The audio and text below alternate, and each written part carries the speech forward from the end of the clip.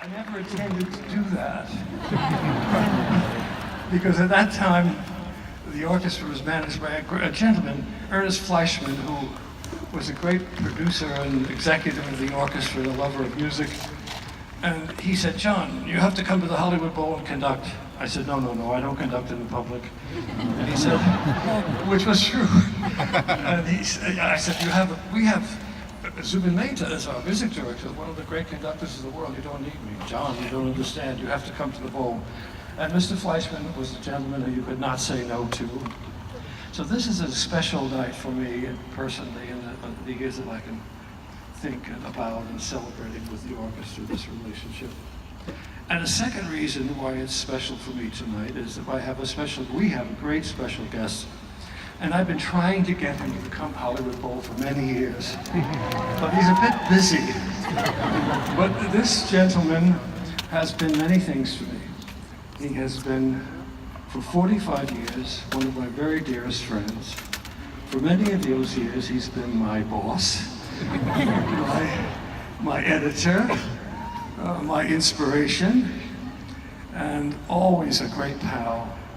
And I hope we'll have another 45 years together. Please welcome Steven Spielberg.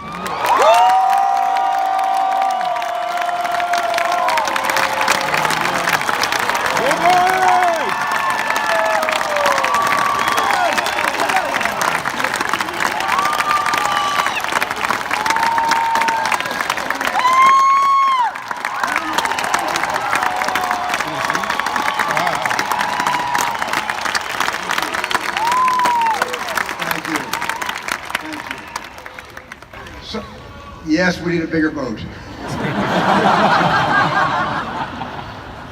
Let me begin by saying that in physics, the universe was formed in what's been called the Big Bang, which, as you know, is a flash of cosmic brilliance that lit up the heavens and created all the stars and the planets. But in culture, we experienced another Big Bang when W.K.L. Dixon, in 1892, working under the auspices of Thomas Edison, invented the kinetoscope, which was the first motion picture camera. So in another flash of brilliance, the movies were born. And if the movies are like lightning, then the music written for them is the thunder, because there is no better marriage of mediums than film and music. And in the great silent movie era, D.W. Griffith, Max Sennett, Charlie Chaplin, they knew this better than anyone. Because in those pre-jazz singer days before the talking picture, all they had were silent, flickering images off to the side of the screen with a piano off to the side of the screen and a storyline that cued us, because of the piano, when to laugh, when to cry, and maybe even when to hide our eyes. And it was during this arranged marriage of image and music that audiences fell in love with the movies. And how far we have come, and how lucky we are to have the great maestro himself, John Williams, performing in front of our movie screen.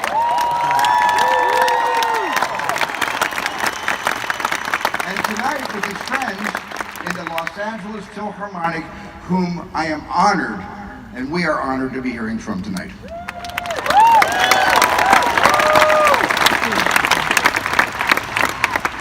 So it's both a privilege and a responsibility when telling stories about our collective history.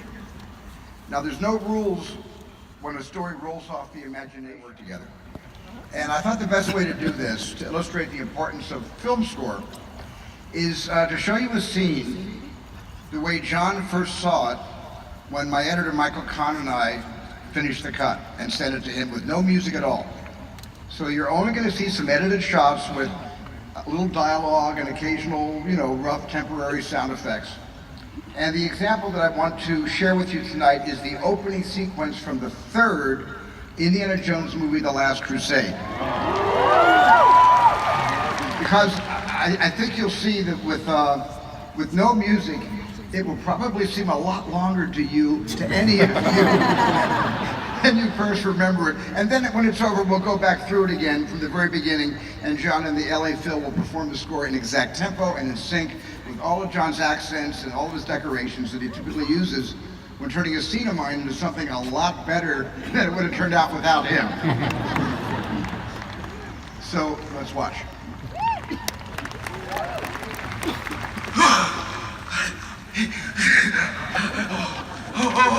Mr. Hadlock! Anybody? Everybody's lost but me. There he is! Let's go! Let's go! River Phoenix as young Indiana Jones.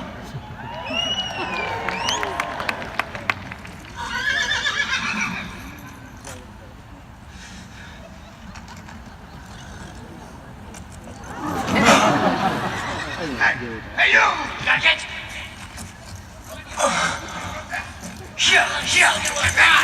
Hey! Come back here!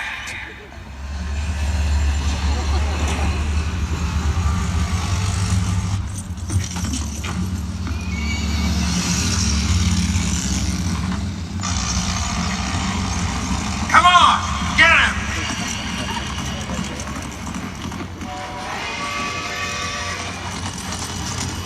It's a little like a John Cassavetes film now. Back here!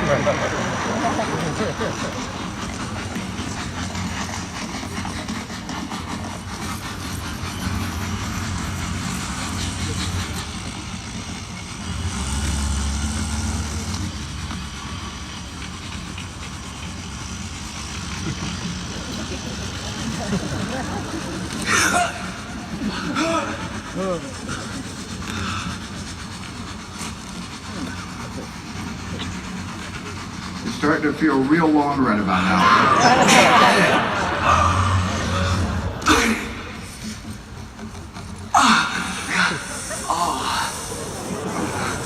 Okay, this is the origin of snake fear. This is how it all began.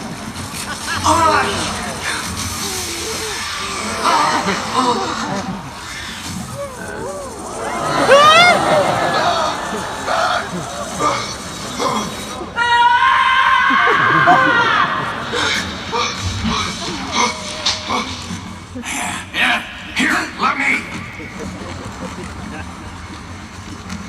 It sounds very Japanese right now, too. Like we're cruise sentinel here.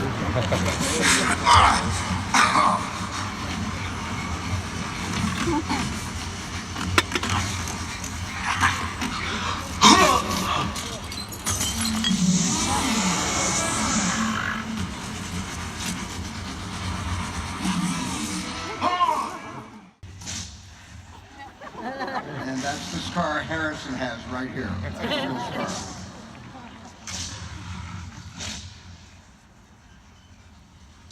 Toss up the whip.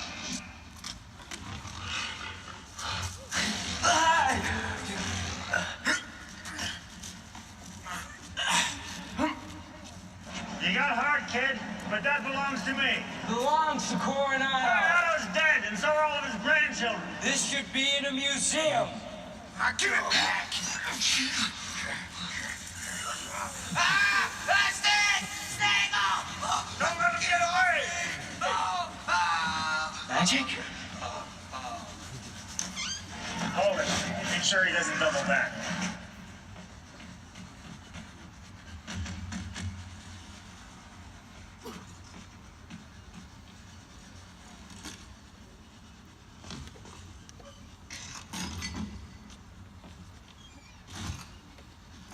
Okay, kid. Out of the box, now! Son of a...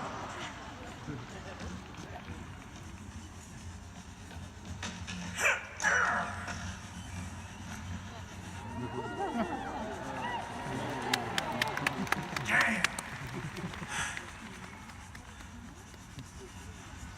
Okay, so obviously without John Williams, I would have had the career of a mayfly. So let's hear it the way it was meant to be heard by only one person, John Williams.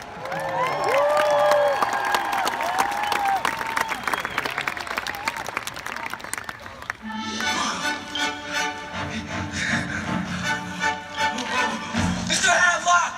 Anybody? Everybody's lost but me. There he is! Let's go! Let's go!